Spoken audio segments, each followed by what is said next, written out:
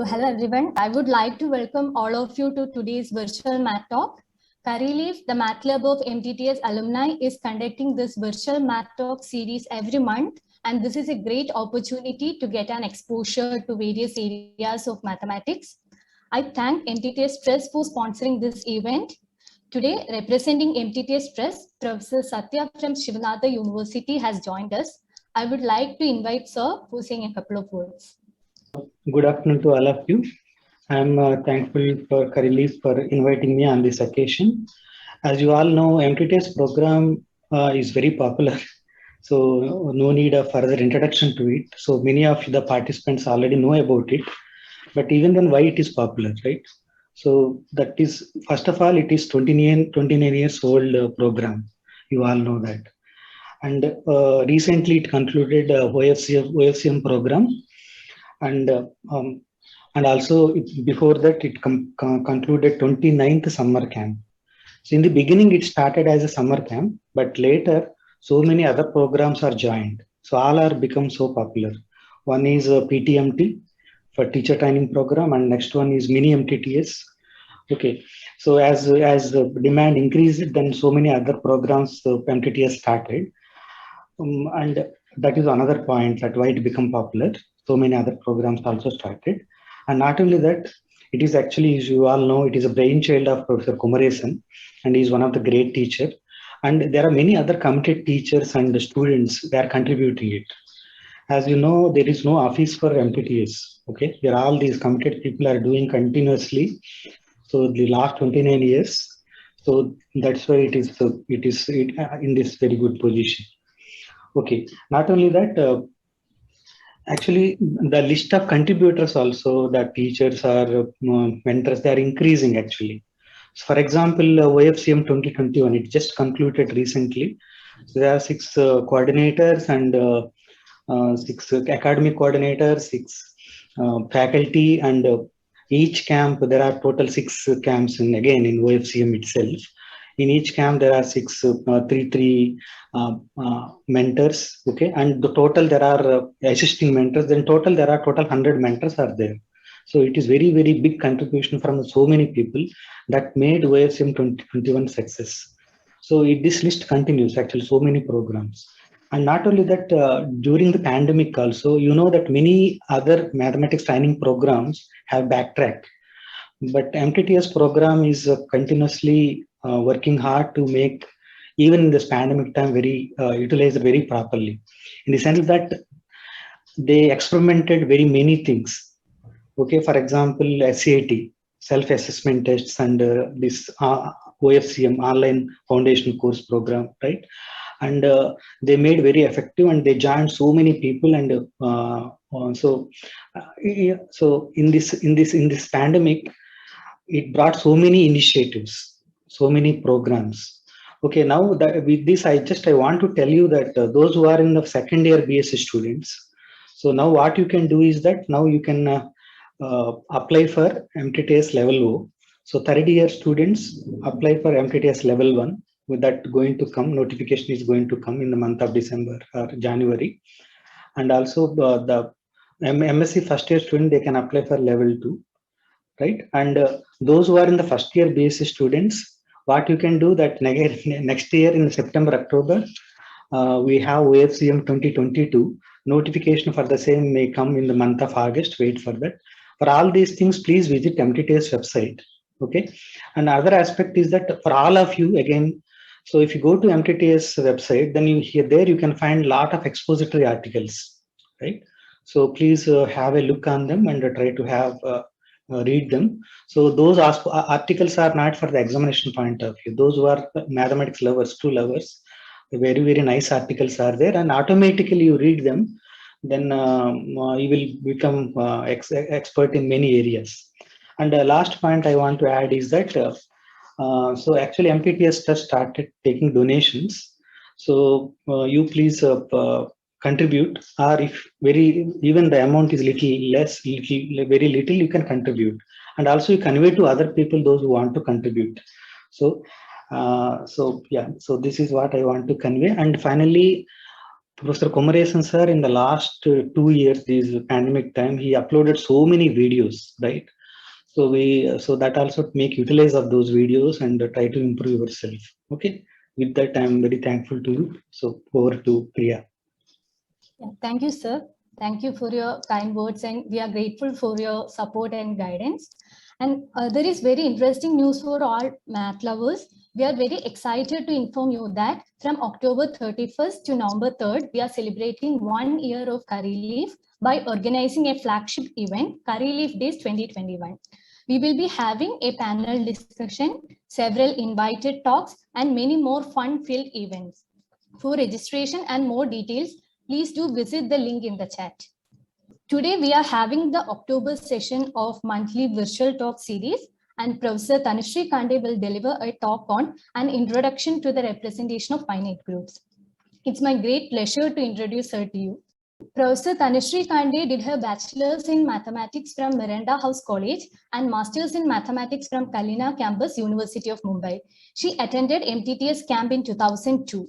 She was awarded PhD in mathematics from Harishchandra Research Institute, Allahabad. Later, she worked as a postdoc fellow in IMSC Chennai and as a visiting faculty in IISER Bhubaneswar and Institute of Mathematics and Applications, Bhubaneswar. Currently, she is working as an assistant professor in IISER Mohali. Her papers have been published in several journals like Journal of Ramanujan Mathematical Society, Pacific Journal of Mathematics, Journal of Algebra, etc. Her research interest lies in Lie theory and representation theory. Without further ado, I welcome ma'am to present the session. Thank you. Over to you, ma'am. Thank you for having me here for the invitation. So it's a pleasure to connect with everyone in MTTS. And for today's talk, I just chose one I wanted to talk about. So when I attended the only MTTS program in 2002, one of the topics that sir asked me to speak on was it was basically linear algebra. So I thought I initially wanted to speak something on linear algebra, and then I thought because of the crowd level, probably two things that most of you will be comfortable with is linear algebra and group theory. And representation theory is the natural intersection of both these topics. So I just chose to talk on the representation of finite groups. And as you'll see that the results that I'll be giving very preliminary and basic results on talking about these representations of finite groups, the basic part. And the idea is simply to introduce representation of finite groups via group actions and to talk about some examples which will show you which are just going to motivate them some of the basic results in representation theory. So let us see how far we can go with it. So let's start off. So this is a really short introduction, and I apologize to the experts because I'll be talking about very basic things. So introduction to representation finite groups. Okay. All right. So the plan is first to talk about the relation of group actions. First, recall group action, of course. Then talk about the relation between group action and representations of groups. And then I want to motivate some results, some basic results in representation theory through examples.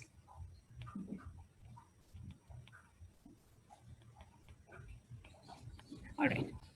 So let's see how far we can go. So most of you are probably, you already know about group actions. So how do you define the action of a group? So if you have a group G, and if you have a set X, then how do you define the action of group on X? Action of G on X. So anyone? Ma'am? Yes. Yeah, it's a map from G cross X to X. Okay, G cross X to X. Yeah, which satisfies these two properties. Number one is identity times X is X. So I am writing it as multiplication. Okay. And G1 of G2X is same as taking G1, G2 and then multiplying with X, acting on X. G1, G2X is same as, okay. So you want to say the other way around. So this is equal to G1X, right? This is your element, and then you take the G2 action. This is what you want to say? In the left hand side, it will be G2, G1X then. Right, G2, G1X. This? Yes, ma'am. Okay. Okay, so essentially what you're saying is, so the way I like to define it is that it's basically the same. So it says that let G be a group, X is a set, Sx, this is the set of bijections from X to X. This makes sense, right? So then your G is also a group and your Sx is also a group. And then we say, I'll say that an action of G on X is a group homomorphism.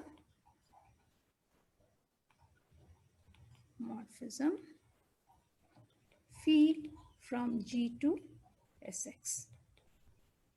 Now, are these two things the same? So according to you, it's basically the same, right? So you will take pi of E. Now this is going to map to the identity element. So you want to take any X and this has to go to X, right? Yes, ma'am. And for the second one, you want to say that if I want to take pi 1, G1, G2, and you want to take the action on X, this is nothing but G2 of X, and on this you're going to take as G1. So this is essentially the same thing. Okay. So we have that an action of G on X is a group homomorphism pi from G to Sx, and this is the definition I'm going to be following. So when we talk about a representation, so representation of a group G, this is the action of a group on a vector space.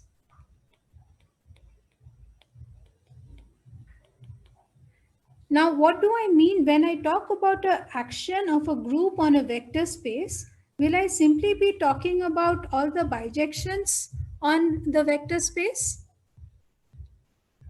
No. See, if I simply talk about the bijections on the vector space, it is not going to take care of the structure of the vector space. So when we want to talk about, so what we want to do is, we want to take maps again, which are from G to, of course, we're going to take some bijections on the vector space, but we also want to take such bijections which are going to preserve the linear structure of the vector spaces. So what do we want to take? We want to take the linear bijections, linear transformations from V to V, which are also bijections of the vector space.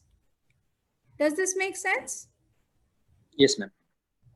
So essentially, what are we saying? We are saying that whenever we want to talk about representations of a group, then these are going to be group homomorphisms from G. So if we are talking about, if you have V is a finite dimensional vector space, and we want to talk about the invertible linear transformations from V to V, then those are simply going to be So if they are bijections, they are going to be the invertible linear transformations from V to V, right? So when we talk about a representation of a group on a vector space V, all that we mean is a group homomorphism from G to GLV. Is that fine? Does that make sense? Yes, ma'am. Okay. Now, if you want to talk about finite dimensional representations, the starting point should be we should start off with basically one-dimensional representations. So what do I mean by one-dimensional representations? Meaning that we want to talk about group homomorphisms of G to one-dimensional vector spaces. So if I consider the vector space over C, it is simply going to be GL1C, which is C star. So can you think of any group homomorphism from any G? So we simply have that this is a finite group. And can you think of any group homomorphism from G to C star? Any? The trivial action is there. So we Sending everything to one. What is my trivial action? Exactly. So I simply have to take any G here, and essentially if I want to send it to C star, it has to be just a non-zero complex number, right? But the trivial action, the first point is if I'm going to take the image of the identity element in G, then it has to go to 1. So we can also take the action where I take all the elements are basically mapping to 1. So that is going to be my trivial action. And this is going to give you the trivial representation, trivial one-dimensional representation of G. So for any G, we can talk about the one-dimensional representation, which is given by the trivial action that pi G is going to 1. All right. Now, suppose I have this group, I consider this group Z plus, and I consider the action of Z plus on, so this is a two-dimensional vector space over R, right? So, and I take the action that any n, how is this acting? It is going to send, so this is giving an action by n, which is sending, so your x, y to say x plus n and y. Now, is this a group action first of all? Is the map clear what I'm taking? So I'm going to take.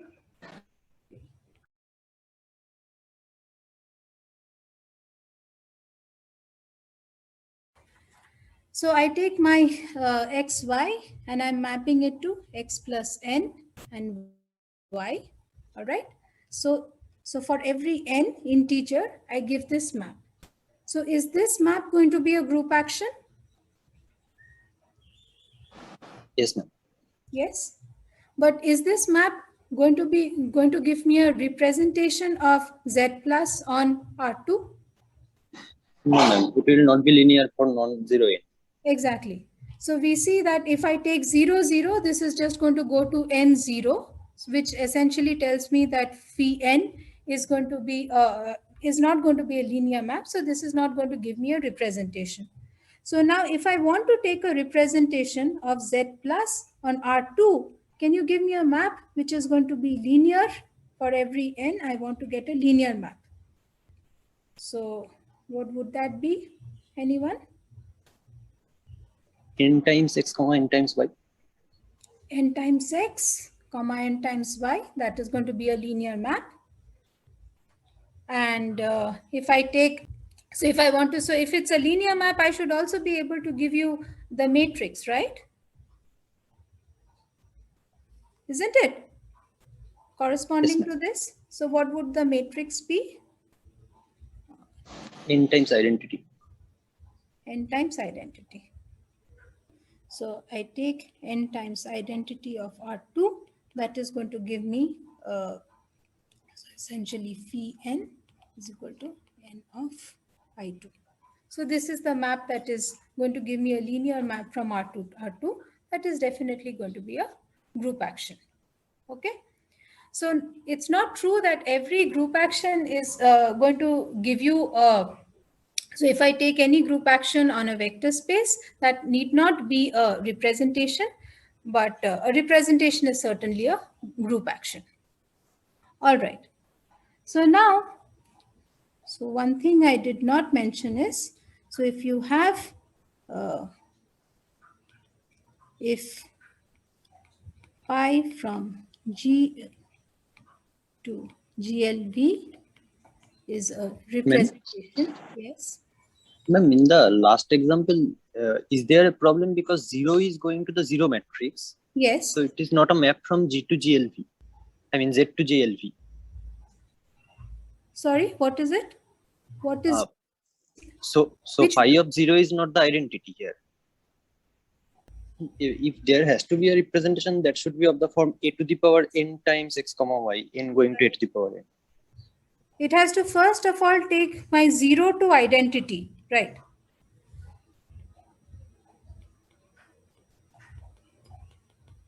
Right. This has to be first of all true. So is this holding good? Right? So what do we have here? 0 is simply going to 0. So it is not even going to an element of GL R2. So this is definitely not going to be a representation.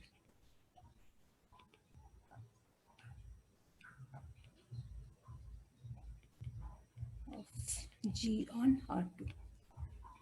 Right? So then what should it be?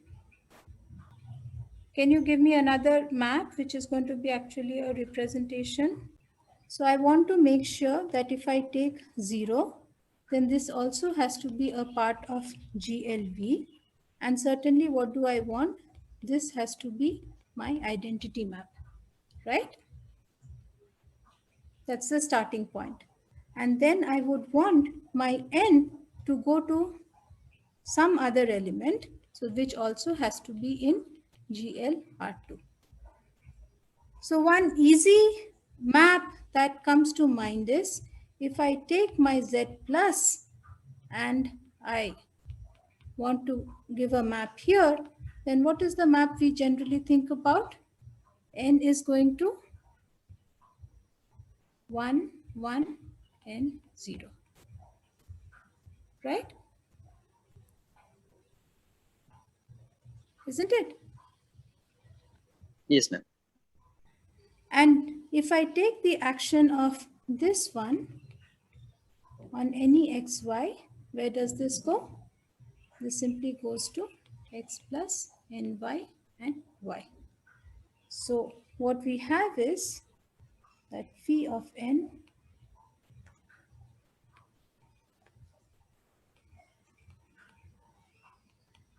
xy going to x plus ny y. This gives a representation of z plus on R2.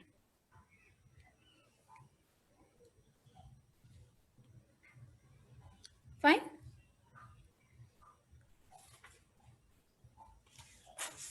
Is that okay?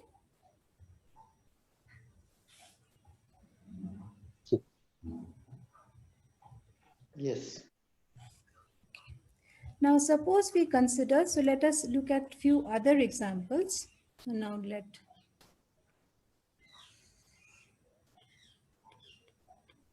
GB Z by NZ. So I want to look at a representation of G on a one-dimensional space. So what I want is again a pi from G to GL1C, which is C dash. So so this is a cyclic group. Suppose it is generated by X, then I know it has the property that Xn has to be identity, right? So I know by my property of representation that pi 1, this has to be 1. And I know that if I take X, it has to be some, so this has to be some complex number, non-zero complex number. And if I take X square, what should it be? It is a group homomorphism. Pi is a group homomorphism. So it is pi x to pi x. So this is essentially pi x square. But your single pi x is simply c. So it's going to be something like c square. Isn't it? Is this okay? Yes, ma'am. So if you have that x to the power n is identity, from your from the point of view that this pi has to be a group homomorphism, what we get is pi x n. This has to be identity, which implies your c to the power n has to be identity. So then what? Hello. Yeah, madam, sorry to interrupt, but x raised to n will be 0, no? What? X raised to n will be 0, no? Identity is 0 for z quotient and z. So that is going to be the identity here, right? So what you mean is x to the power n, that is identity, right? When I write e, I actually mean your 0, whatever, whichever way you're. So this is just my notation for identity, e. You had written 1, that's why I was saying. Oh, E okay. quite comfortable. For Okay. 1, I was saying. Okay, sorry.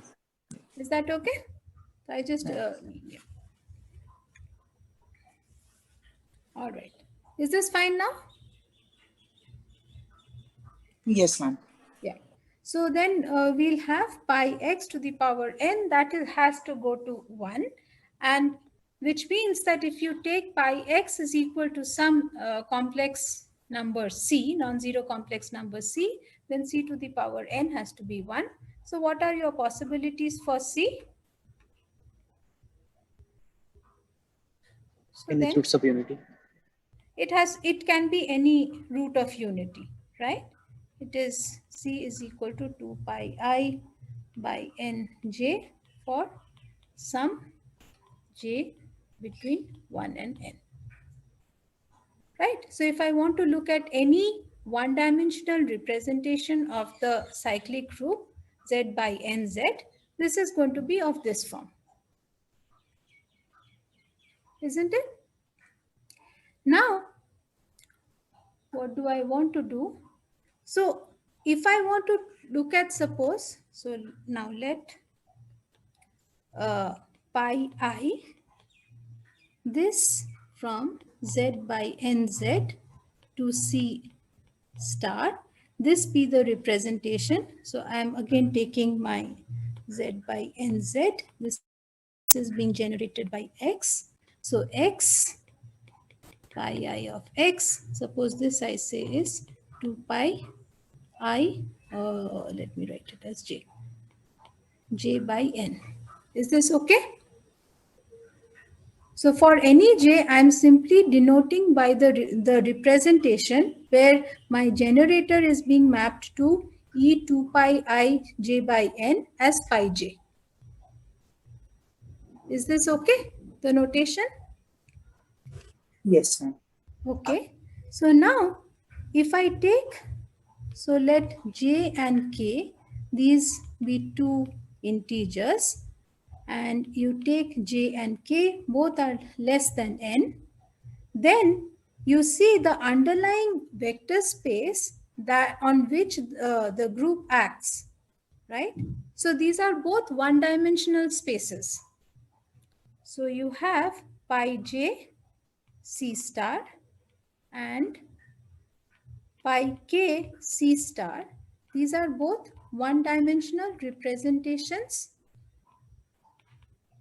of G. As vector spaces, if you look at these underlying vector spaces, these are isomorphic. But does that mean that these two representations of G are same in some sense? Are you following my question? So these underlying vector spaces that you have on which you're taking the action of G, these are basically the one-dimensional vector space, right? So the dimensions are same, so these are isomorphic vector spaces. But then as representations, are these two representations the same? And what do I mean by same? Same representations, or we talk about equivalent representations. So when you saw group actions, so you had that. So if you have G is a group and X, Y, these are two sets such that mod X is equal to mod Y, and you have the actions. So G is acting on X, say by pi. So this is set, not vector spaces, okay? So you have these two G sets, G acts on X by pi and G acts on, say, Y by some pi prime. Then can you remember that there was this notion of equivalent G sets? Yes, ma'am. Yes. So what did we say? If these are two sets such that then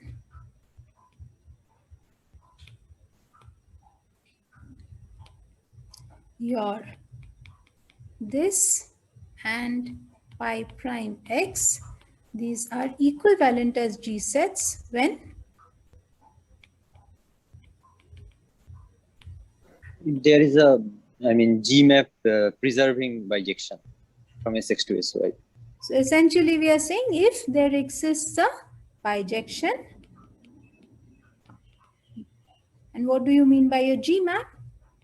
F from X to Y such that, so if I take for any G, X to X, and similarly from Y to Y, if I have Y prime G, then this has to commute, right? Such that the diagram, this commutes for all G in G. That's the idea of a G map, right? Or G equivalent map. Yes, ma'am.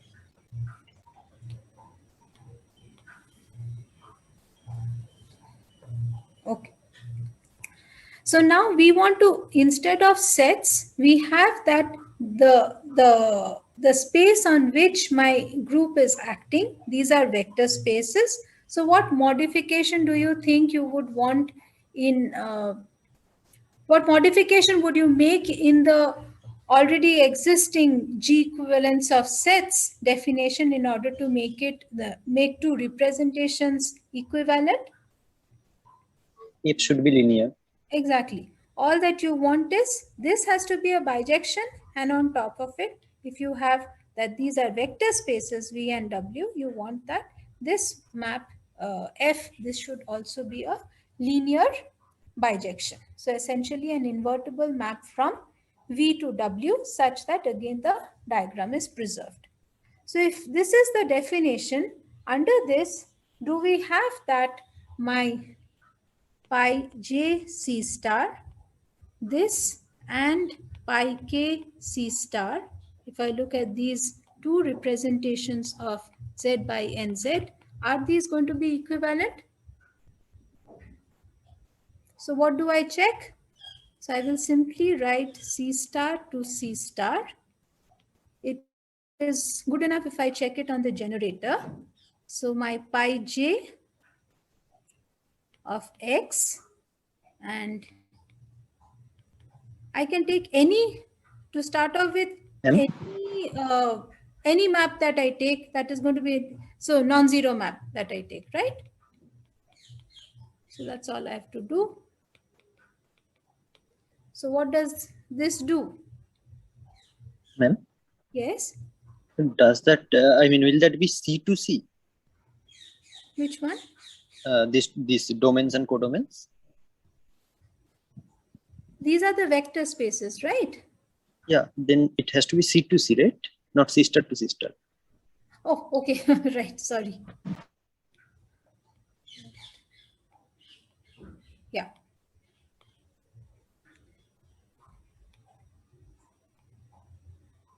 So So the vector spaces are of course this, but the maps here.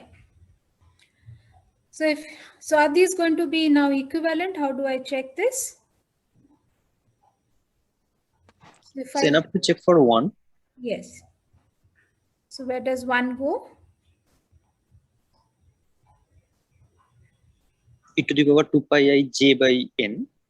E to the power 2 pi I j by n. And suppose this is just going to be a scalar, non-zero scalar map, right? It is from C to C.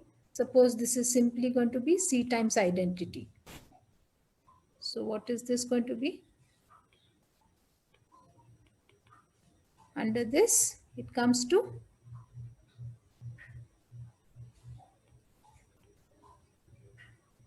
C times E2 pi I j by n, isn't it? Is this okay? Yes, ma'am. Okay. And on the other hand, what happens here? So it comes to first C, and then under this map, what does it go to? C E 2 pi I k by n, right? Yes, ma'am. So then are these two ever going to be equal if j and k are less than n and are not equal?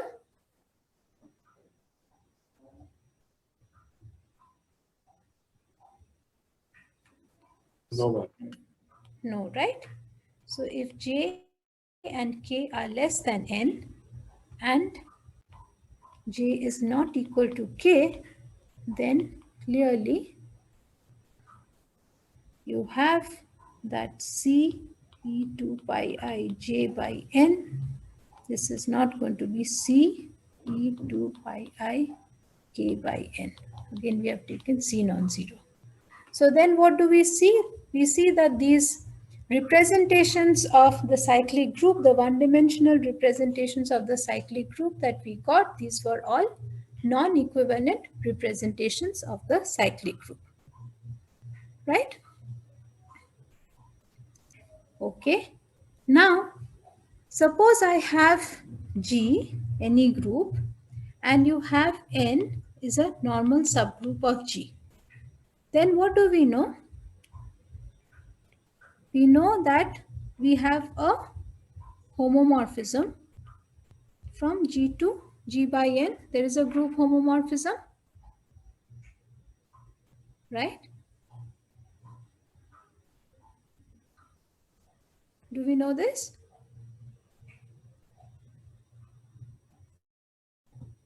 Yes, ma'am. Okay. So, in general, if I start off with the symmetric group Sn, then do we know that An is a normal subgroup of the symmetric group?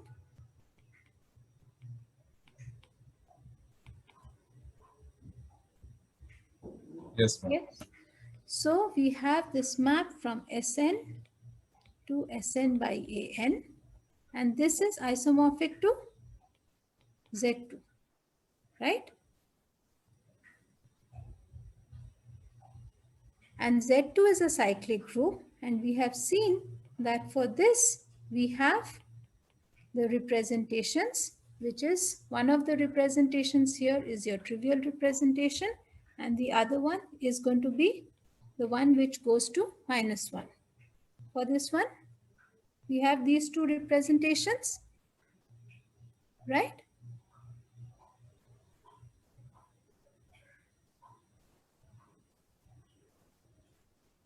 Do we have this? The trivial representation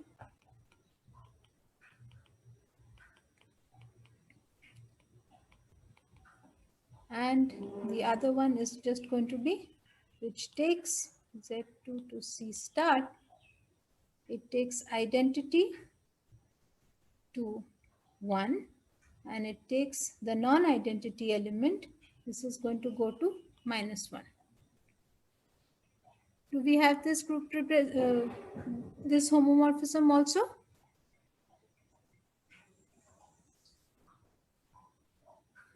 Yes. Okay. So now if I take the composition of the two, then what do I get?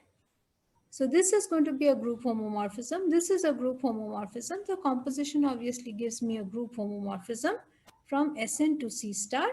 And the second one, that means if I take Sn,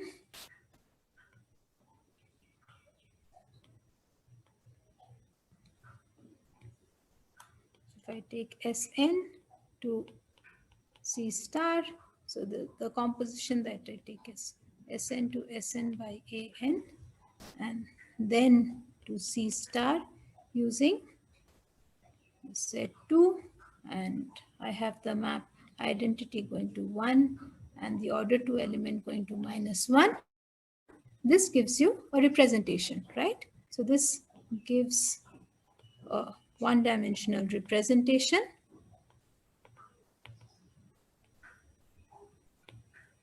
of Sn, which is called the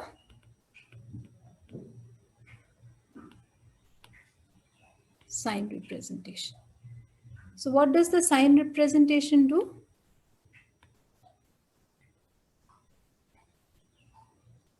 So if you have any element in An, what is it going to map it to? 1. 1. Because that is what it is doing, right? It is being identified with the identity element here. And if you have any odd representation, which is going to get mapped to the x in Z2, that is going to get mapped to the -1. So this is again one map which you are all aware of. Sn, the even permutations getting mapped to 1 and the odd permutation getting mapped to -1, and this again gives you a representation which you can basically obtain by taking the composition of the homomorphisms. Okay. So in this way, you can take basically any normal group, any normal subgroup. So if you have any G and if you have any normal subgroup, then simply by taking these compositions, and if you have any representation of the quotient group, that is going to again give you a representation of the group. Now, let me work out another representation which is kind of simple, but it tells you a lot. So what we are going to consider is we are going to take the action of S3, and I'm going to take the action on the standard basis of C3. So what is my standard basis? I'll take E1, E2, E3. So if I want to take the action of S3 on this, what would be the action? So any sigma, how will it act on any EI? What do you think is the natural action? To EI itself. See the sigma, so that would be just the trivial action, but I want to take a non-trivial action. E of sigma I. E of sigma I, right? So if I now form, so if I now consider C3, so this is just going to be the C span of this set B, right? And now using this group action, I took the action of S3 on the set E1, E2, E3 in this way. Now using this group action, I can extend it to a representation. How can I do that? So what I do is I take any sigma and I will map it to sigma pi of sigma. And how does it act on any vector?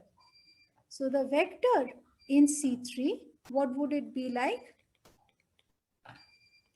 This is simply going to be some C1, E1 plus C2, E2 plus C3, E3, right?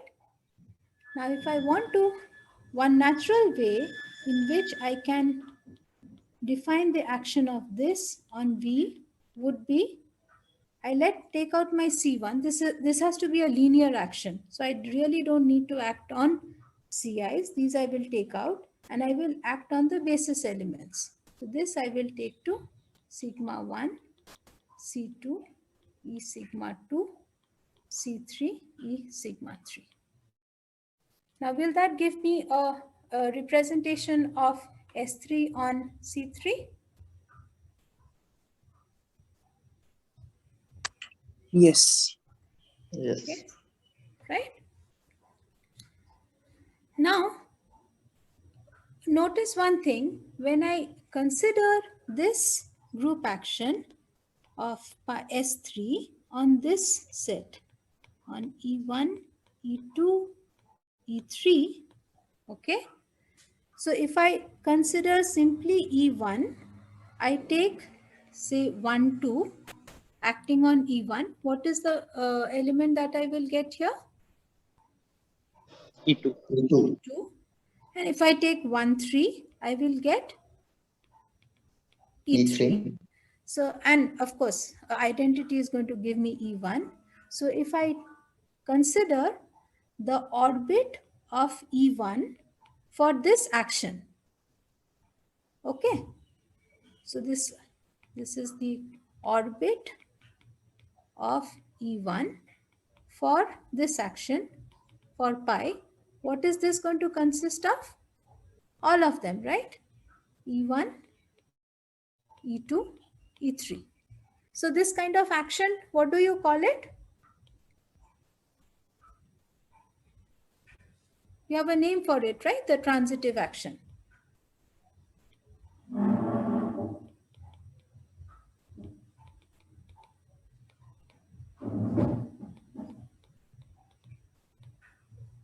Right? Yes, Now ma'am. observe one thing. So this is all in the orbit. Now I can, of course, take the span again, and that is going to be the whole of the vector space. Right? If I take, so I'm simply picking up orbit of E1 and I'm taking the C span. So this is how I simply write. So this is just my C span. So this is again going to be my whole space. Now observe that in this orbit, I have the element which is E1 plus E2 plus E3. Yes? Does this belong to the C span of the orbit of E1? Yes. Okay. Now, if I take the action of any sigma on this element, so where is it going to take it? Same element. Will be fixed. It is basically going to, because this is a bijection of this set, so it is simply going to take it to itself. Right? Yes, ma'am. Yes, So ma'am. essentially what I have, if I take, say, let me call it, say V0, this is the C span or the span of this one, this vector. This is going to be a subspace of my C3 such that if I take the action of G on this subspace, then it is again going to go to this subspace. Does it make sense? Yes, ma'am. So if you have V is a representation of G and W is a subspace of V such that you have, so when I talk about representation, I should always mention the map such that this pi G of W is again contained in W. Then W is said to be is called a G invariant subspace of V. So you have when you were talking in linear algebra, when you had a linear transformation T from V to V, you talked about these T invariant subspaces, right? Yes, ma'am. Isn't it? So this is kind of same, because here, instead of talking about simply one linear transformation, you're talking about a family of linear transformation. And what is that family? That is simply going to be pi g. That's a family of linear transformations. And under each of these linear transformation, your subspace is remaining invariant. So you call this subspace a G invariant subspace. Right? So what we see here is, in the example above, this V naught, this one-dimensional space that we extracted, this is actually going to be a G invariant subspace of C3. Right? Yes, ma'am. Is that okay? Okay. Now, a G invariant subspace, so a representation, so I'll just go a little further, a representation by V, a non-zero representation of G, of a group G, this is said to be irreducible if 0, so 0 is always going to be a subspace of V, this and by V, these are the only G invariant subspaces of V. Okay. So we say that any representation is going to be irreducible if the only subspaces which remain invariant under all the pi g's, these are going to be either the whole space or the zero space. In that case, we call it irreducible. And if it is not irreducible, then you just call it a reducible space. All right. Now, in this case, in the example that we were looking at, we had that this V naught space, which is C E1 plus E2 plus E3, this is a one-dimensional space. So, is it going to be irreducible or not? Any subspace of it will be either 0 or the whole space. It is going to be, because it is just one-dimensional, right? So therefore, just because it is one-dimensional, all one-dimensional representations, they are always going to be irreducible representations of the group. So this is definitely a irreducible representation of S3. Now, let us look. So now we are talking about C3. That is an inner product space, right? If I just take the normal dot product, under that, I can consider the orthogonal complement of this space. So what is going to be the orthogonal complement of this space?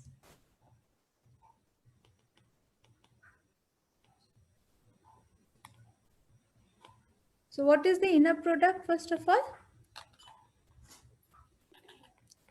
V naught in C3.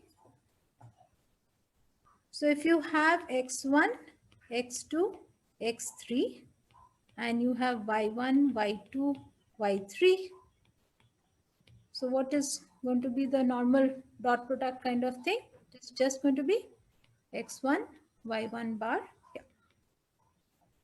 Please speak up, otherwise I'll, because my time is, I wasted a lot of time, I'll just go on. I know you people know this, so I'm just writing it. Right, so this is just the usual inner product. So now with respect to this inner product on C3, what is going to be your V naught perp?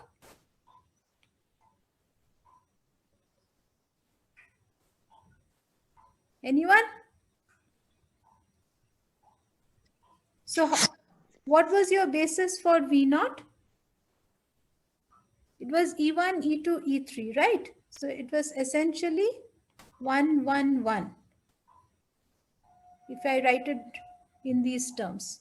So my basis, of course, is this. So what is going to be the perp? So all those vectors, x1, x2, x3. So I want to take the inner product with this, and this has to be 0. So what is it going to be? x1, 1 bar, plus x2, 1 bar, plus x3, 1 bar, and this is going to be 0. Isn't it? Yes, So ma'am. it is going to be x1, x2, x3 in C3 such that x1 plus x2 plus x3, this is equal to 0. Right? Now is this, so this is the orthogonal complement of your V0. So what we have is your C3 is V0 plus V0 perp. Now is this V0 perp, so let me again write it down. Is this going to be G invariant? No, ma'am. No, Yes, ma'am. it will be, right? Okay, let's quickly see. It's very simple. So if I want to pick out a basis for this, how do I pick up a basis? So I can pick up x1 and x2 as anything, right? If I want to pick up an element in V0 perp, x1 and x2, I am free to choose anything. x3 is just simply, I can take it as minus, because it has to satisfy this condition, only one condition. I can take it as minus x1 minus x2. Isn't it? Yes, ma'am. Okay.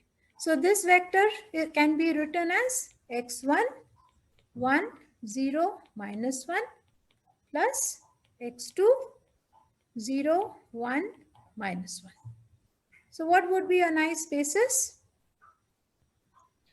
And 1, 0, minus 1 and 0, 1, minus 1. Okay. So 1, 0, minus 1. So you have that this is going to be spanned by this. But see, since we have considered the action on E1, E2, E3, so let us just write this element itself in those terms. So in those terms, what is this element? It is E1 minus E3, right? Yes, ma'am. Okay. So I'm simply One going is to, yeah, E1 minus E3 and the second one is E2 minus E3. correct. So you have E1 minus E3 and E2 minus E3, and these two are linearly independent. Now, if I want to take the action of any sigma on this, okay, instead of now, of course, I know that S3 has 6 elements, but I also know that your S3 is generated, it has 2 generators. It is generated by 1, 2 and 1, 2, 3. Instead of trying to check the action of each sigma on the whole space, I can simply check the action of the generators, right? That is also going to tell me whether it's going to remain invariant under this or not. So now if I check the action of 1, 2 on the first one, it sends it to E1 goes to E2 and E3 remains as E3. So it is simply going to take it to this vector. And again, 1, 2 acting on E2 minus E3, that is going to bring it back to this vector. So under 1, 2, this definitely stays within this space. Is that right? Yes, ma'am. Okay. And what about 1, 2, 3?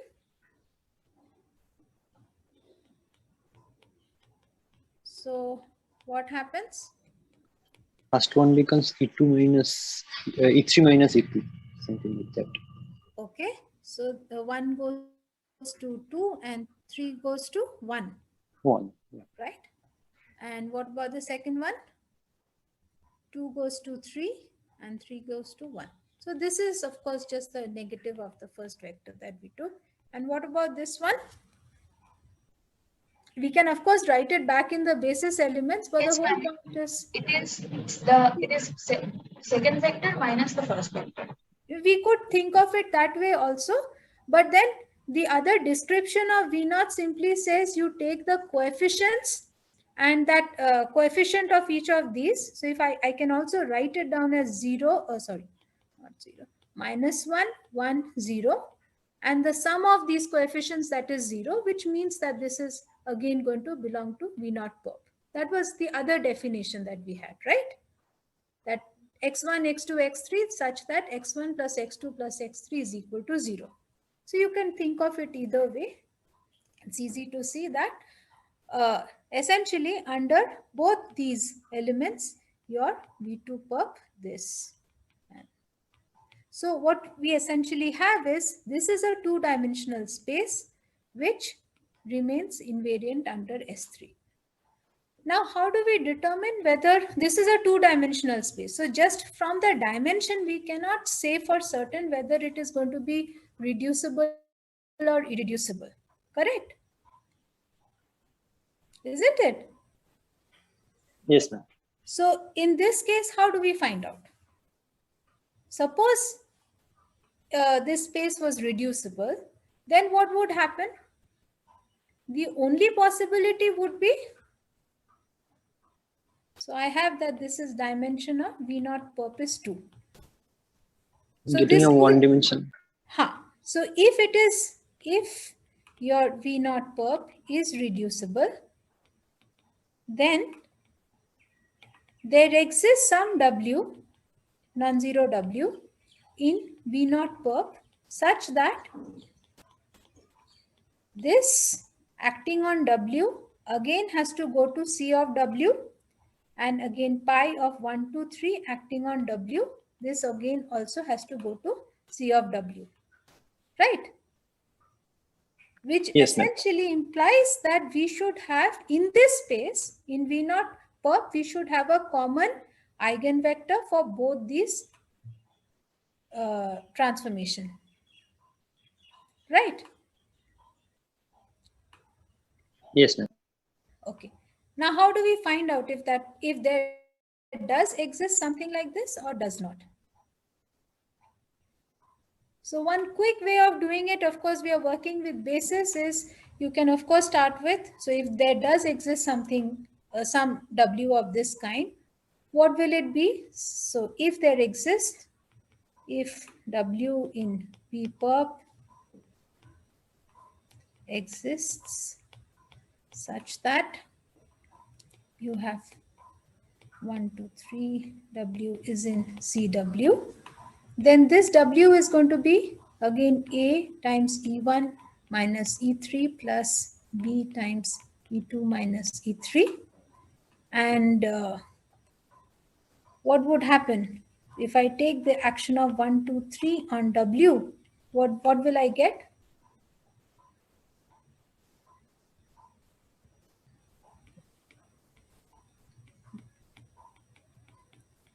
This is what it would be, right? B E2 minus E3. This is something I will have. By the way, I've described the action. Yes, ma'am. So what will this be? A times E2 minus E1 plus B times E3 minus E1. E3 minus E1. But I want to write it down in terms of these basis vectors. So what would this be? Some lambda times W. Right. But I have to change these, right? I want to find out what is my A and B such that this is actually going to be an eigenvector for pi of 1, 2, 3. So what do I do? So if you see, this is what it comes down to. I basically rewrite this, break it up, just like you did in the previous page we had done. Rewrite it, and this is what it comes down to. So, and we want to say that pi 1, 2, 3 W is equal to CW, right? If it's a one-dimensional space, this is what it should fulfill, satisfy. So we have E3 minus E1 plus B, E1 minus E3. This has to be C times A E1 minus E3 plus B E2 minus E3. So now, of course, you know, these are linearly independent, E2 minus E3, E1 minus E3. If you do all the computations, what do you see? Can you quickly try this? CA equals to A. Sorry, CA equals to minus A plus B. Look, here you have C into A. Right? Yes, ma'am. Okay. C into A is equal to minus A plus B. And what is the other one?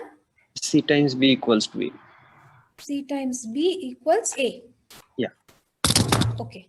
So from these two, what can we do? I can simply substitute the value of A from here into this. And what does that give me? This is C squared B is equal to minus CB minus B. So if you take your B to be non-zero, you can simply take it to be 1. Then what do we see? That C has to be a cube root of unity. Right? Yes, ma'am. Okay. So I'm just assuming that B is equal to 1. That is going to give me C has to be a cube root of unity. If I take C to be W, then using this, I have B is 1 and A is equal to cube. And that, so if you just work out the details, what you see is if I of 1, 2, 3 W is equal to, say, C W, then C is equal to E2 pi I by 3, and your W is going to be of the form W1 omega square. All right. Oh, sorry, I've written W all throughout. So this is what I mean is cube root of unity. Is that okay? So my Yes, ma'am. this rounded thing is E2 pi I by 3.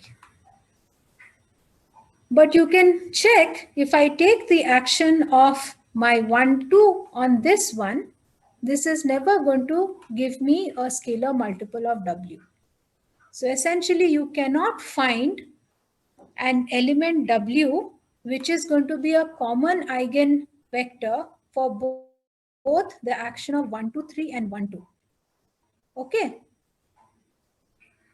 So we can see, so if I write this down in terms of E1 and E2, what is this going to be? W omega times E1 plus E2 plus omega square times E3.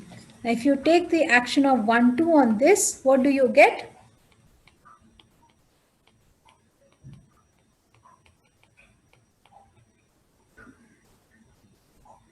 Ma'am, this is equal to Yes. omega E2 plus E1 plus omega square E3. Squared E3. Now you can check that if you take the dot product of these two, that is going to be? Can you check the dot product of these two elements?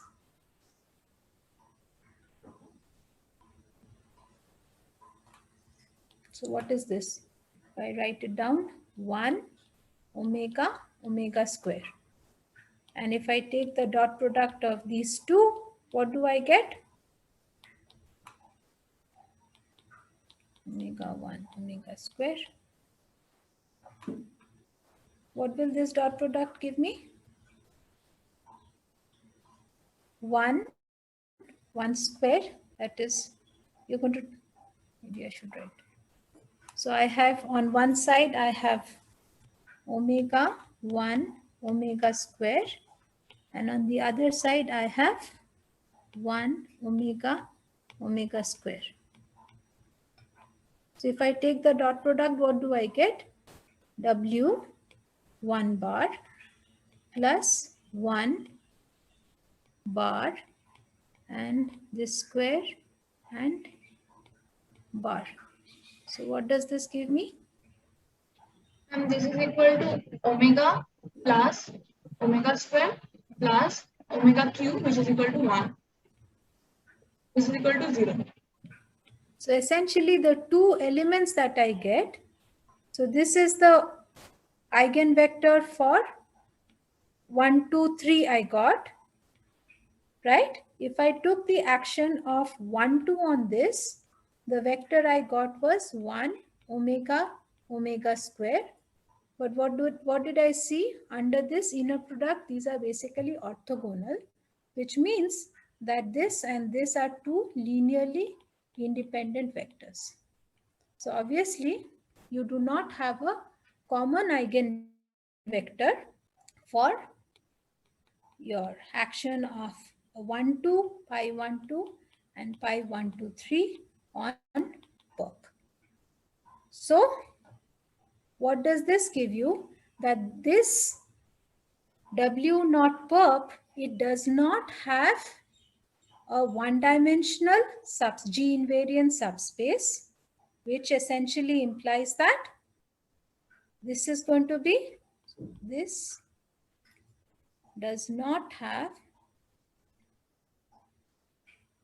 a one-dimensional G invariant subspace, implying that your V naught perp, this is an irreducible representation of S3. Is that okay? Yes, ma'am.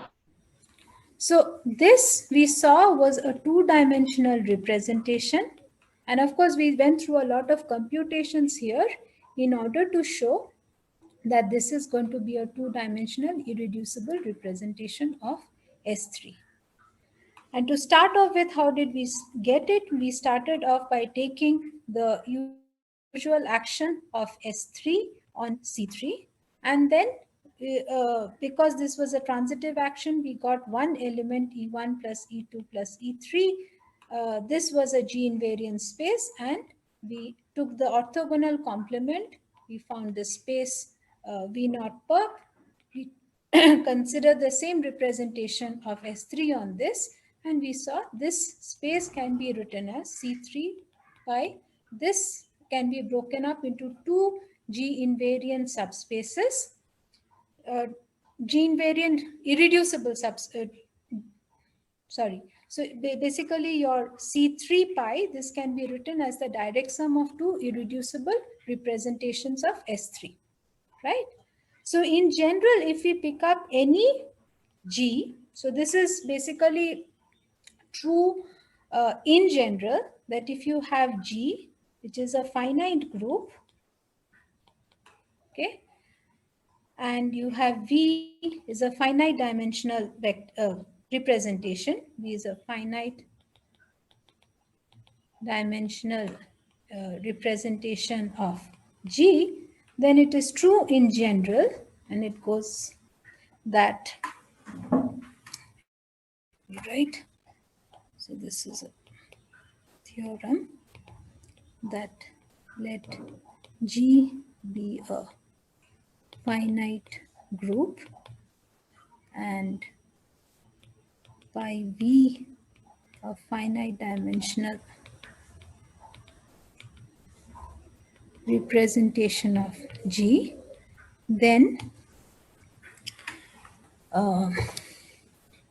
your pi V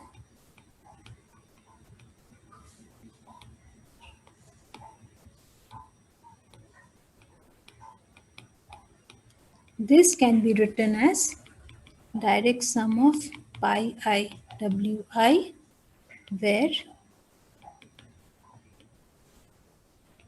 pi I Wi, these are irreducible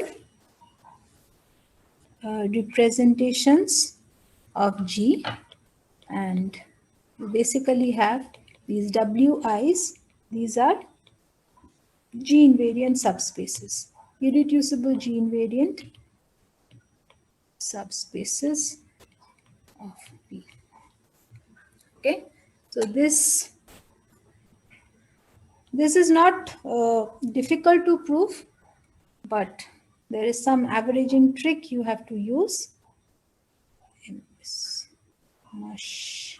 What is the spelling?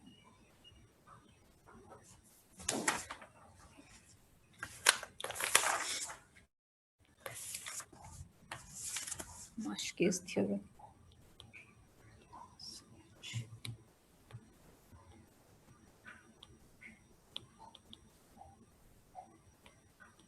Okay. So what we saw was just in an example, we saw that if I take the action of G on a finite dimensional vector space, we saw that you can break it down into direct sum of irreducible representations, but this theme holds in general, and this result goes under the name of Mush-Case theorem. That and when this happens, when you have a finite dimensional representation which can be written down as direct sum of irreducible representations, you say that V is completely reducible. So in other words, this whole statement just says that if G is a finite group and B a finite dimensional, pi V a finite dimensional representation of G, then pi V is completely reducible. Okay, do I have more time?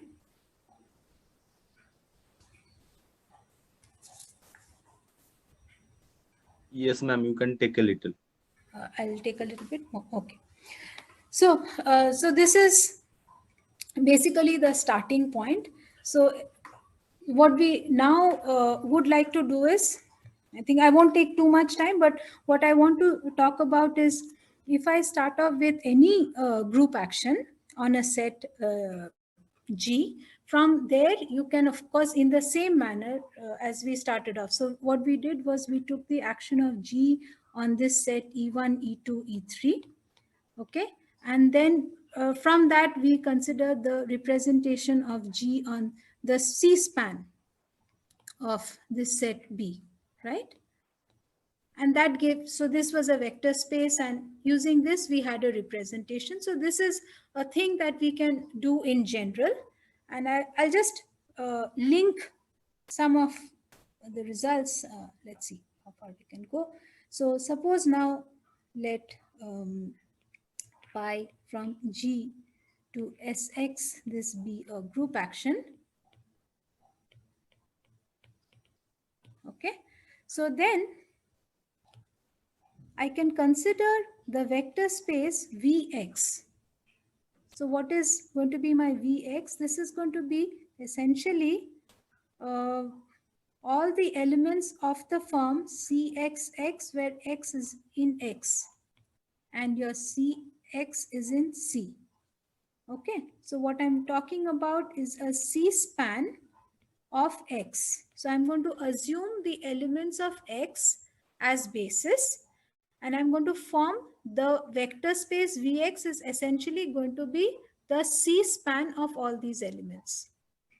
Is that making sense? Ma'am, here X is finite, capital X. Yes. So everything here, I'm going to take, this is again a finite group. My X, the set here is going to be a finite set. Okay. So then in this way, I'm simply forming a finite dimensional vector space. Is that fine? Yes. Okay. So if this is a finite dimensional vector space, just like we have done in that example, we can talk about here, I can take the G, and on this G, well, I have to basically tell you, so this has to give me a element in GLVX, right? Now, how do I produce an element in GLVX? So if I can, so if my GV takes one basis of Vx and maps it to another basis, to a basis, then I know it is going to give me an element of GLVX. But that is what this is doing, right? If I take pi g, this is simply going to be an element of Sx, right? So it is keeping the basis of my Vx as it is. Is this making sense? So if my X is suppose X1, X2, say xn, then any pi g is going to do what? It is going to take one of my xi's and it is going to send it to some xj. But now for this Vx, this xj is also a basis element, and basis basically the same basis that we are considering. Isn't it? Yes, ma'am. So basically for all g, I have this pi g. So for all g, my pi g is mapping the basis x to the basis, to itself.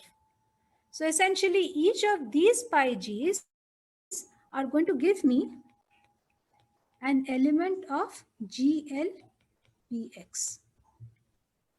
Is that fine? Yes, ma'am. So, and how do I define the action on any element of Vx? So this is CXX, X in X. So this is again like before, I can define it as Cx and pi g of x, where x is in X. This is going to make sense, right? These are again going to be elements of X. So we basically have, this is going to be an element of your Cx. Is it okay? So what we see is, given any group action, pi from G to say Sx, this is a finite set, we have a representation of G to, what is my space here? Cx. And what is going to be the dimension of this representation? Cardinality of x. It is basically the cardinality of x. So given any representation, we can do this. Now, let us, when we talk about the group action, what do we know? We know that the group action is always going to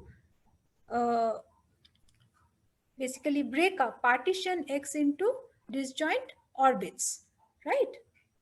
So once you have the group action, you know this is going to break your thing into orbits, X in X, right? So if I want to look at now this vector space Cx, what is it doing?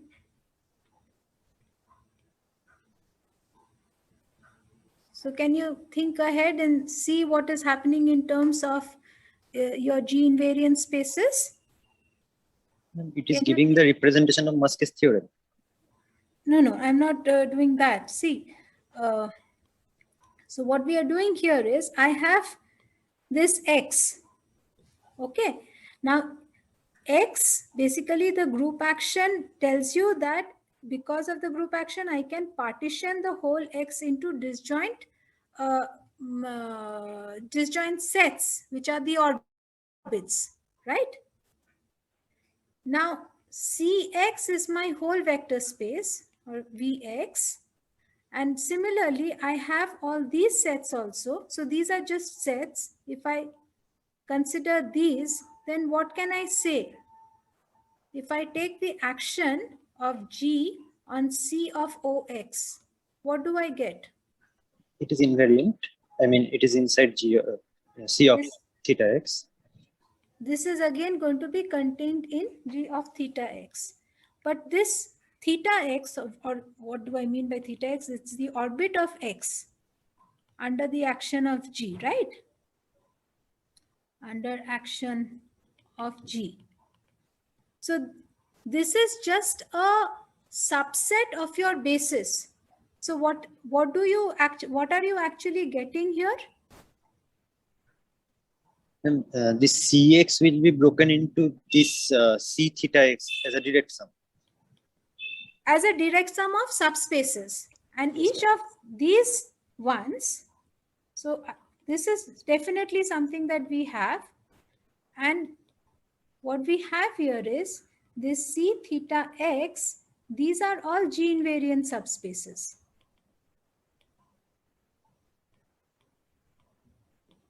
Right? Yes, ma'am. Is that clear to everyone? So now, can you tell me, so these theta x, this is going to be G invariant. Do you think that these G invariant subspaces are going to be irreducible?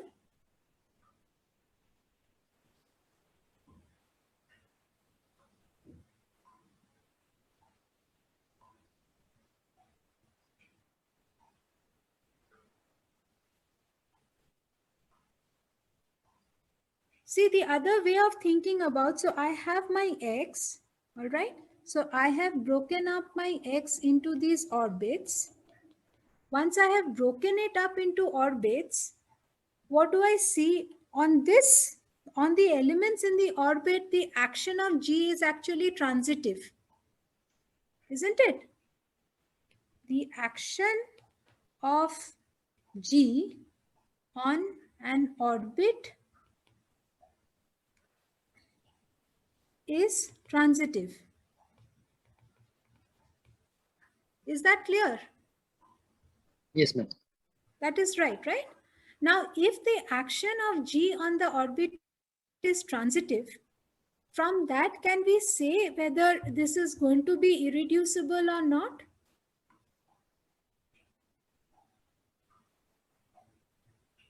We just saw one example. So the example we had seen was we saw the action of S3 on E1, E2, E3. Okay. We saw that the action of this on E1, E2, E3 is transitive. Now here when we considered the element E1, E2, E3, the sum, we saw that this was a one-dimensional G invariant subspace. Right? Yes, ma'am. So this is something that is always going to hold. If you just think a bit, so if suppose I have, if your orbit has one element, then your C of OX, this is one dimensional. Okay. In this case, clearly you have that C of OX is irreducible.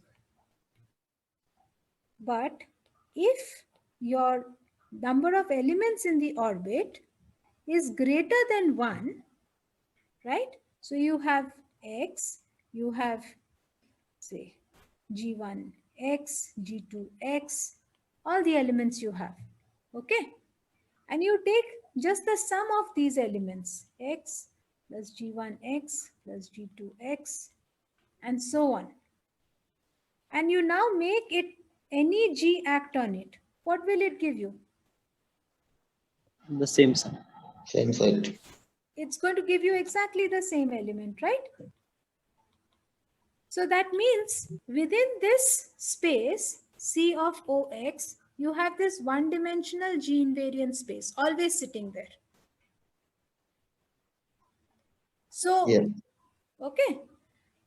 So what do you see here? That once you take the action, then of course it breaks it down into these G invariant spaces, but these G invariant spaces, these are not necessarily irreducible. Okay, these are not necessarily, I'll just write need not be. So these need not be irreducible. In fact, they are irreducible only in the case where you have that orbit has only one element. All right. In all other cases, it is going to at least contain this one-dimensional G invariant space. Okay. Now, if I remove this one-dimensional G invariant space, now I want to know whether, so in the example that we worked out, we saw that if I remove this one-dimensional G invariant space, the orthogonal complement was actually giving me a irreducible representation. Now, is that always going to be true? Now, that is a question. So, did you understand the question I'm posing now? So, we saw that if if this, the cardinality of this is greater than 1, then C of OX, this has a one-dimensional G invariant space. So the question I'm asking is the orthogonal complement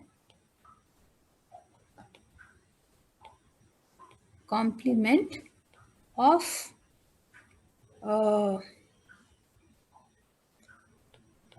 this one-dimensional space subspace of COX always irreducible? First of all, is it going to be G invariant, and then is it always going to be irreducible? In general, that is a question which is, it's not easy to answer just like that. So even in the simple case that we worked out, it was just a two-dimensional thing, but we had to work out through basis and then check that it was finally irreducible. So when we want to check out the irreducibility in such cases, one thing that comes handy is the machinery of character theory. Okay, so I'll just give you the definition of what exactly the character theory is and leave it at that. So given any representation, so pi from G to GLV. So what have we seen? We have seen that pi G, this is an element in GLV. So if it is an element in GLV with respect to some choice of basis of V, we can write down the matrix, right? So this is going to be the matrix of pi G. And then it makes sense to talk about the trace of this matrix.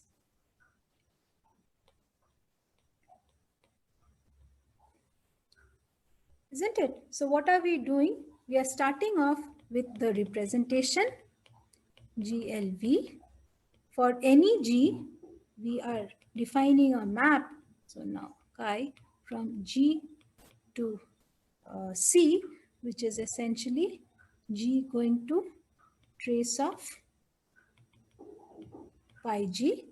Now this map is basically called the character of G. Okay, and using this character, it is kind of easy to determine whether, once you take the orthogonal complement, whether the representation that you're going to get, if that is going to be a irreducible representation or not. I think it's best not to go into too much detail anymore. So I think I'll just leave it at that. So this is a simple thing, but it's kind of very useful in determining what are the irreducible components of any given representation. So we saw that any given representation, finite dimensional representation, can be broken down into irreducible parts. But now which irreducible parts are involved? In order to find out that, it is very useful to make use of this character theory. So there's a lot of things involved here. So I'll just stop at that. I think let me not exceed any further. So you have any questions? Do you suggest any books, ma'am? So just as a first reading, I think Artin's book is very good. It gives you an idea of everything. And other than that, the book I follow is this representation theory of finite groups by Steinberg. So this is the book. So this is something I like. So the participants can post their questions in the chat, or they can raise the hand so we can call out the names to avoid multiple people speaking at the same time. Yeah, instead of chat, let them raise their hands. Yeah. Che, then. Hello. Yes. Hello, ma'am. Can we consider infinite dimensional vector spaces here? So there's a lot of problems. So you can consider, but then the Marshke's theorem, it actually requires this finite dimensionality. So when you start going into the proofs, then you will need it. Are there examples of representations with that infinite dimensional? I cannot think of anything right now. I cannot think of anything right now. I'm sorry.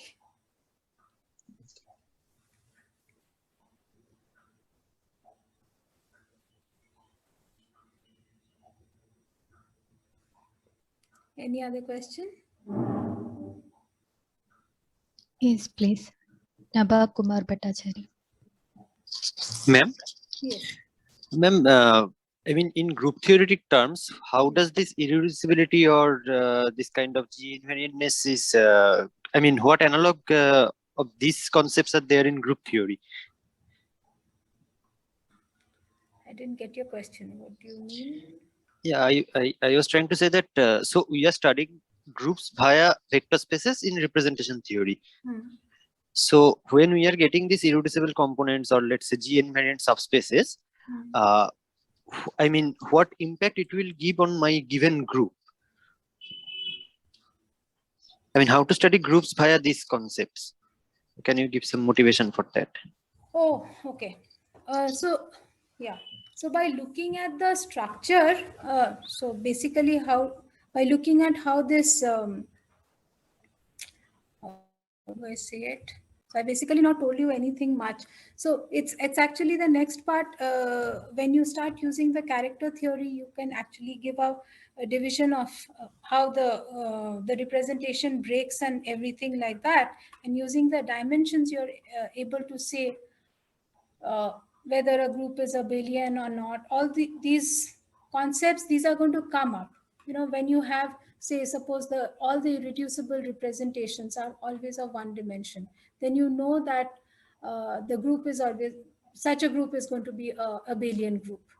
So things like that. So using the representation and the dimension of the representations, you're able to talk about the structure of the group also. So there are several results. Yeah.